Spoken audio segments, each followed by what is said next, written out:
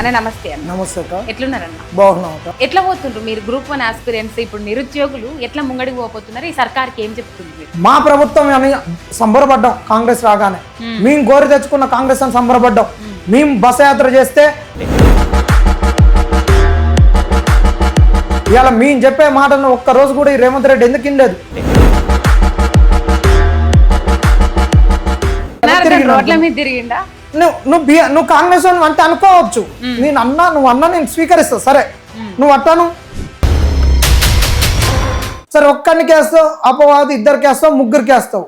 ఇవాళ ప్రిపేర్ అయిన వాళ్ళు అందరూ ఎందుకు రోడ్ల మీదకి వస్తున్నారు?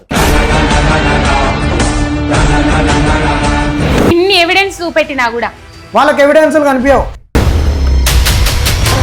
ఇప్పుడు కాంగ్రెస్ వాళ్ళకి ఏ ఎవిడెన్సులు కనిపించవు. కాంగ్రెస్ వాళ్ళకి ఏం కనిపించినా 3 రంగుల జెండా కనిపిస్తుంది, 3 రంగుల ముచ్చట్లే కనిపిస్తాయి.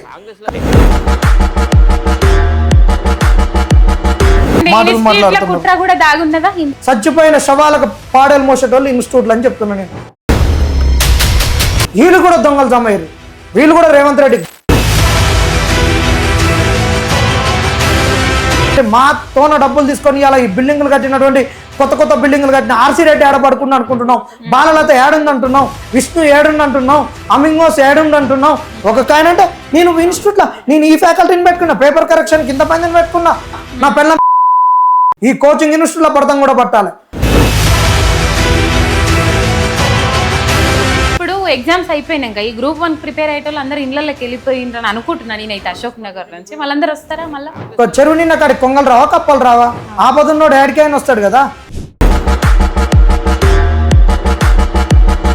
ఈ ఆపద వస్తే మరి నువ్వు తిరుపతి పోయి 7 కొండలు ఎందుకు ఎక్కుతుండే? ఆపద తీరుతుందని పోతాడు. అశోక్ నగర్కి వస్తే మా గోస ప్రభుత్వానికి కింద పడుతుంది, ప్రభుత్వం మాది పట్టించుకుంటుందని వస్తుంది.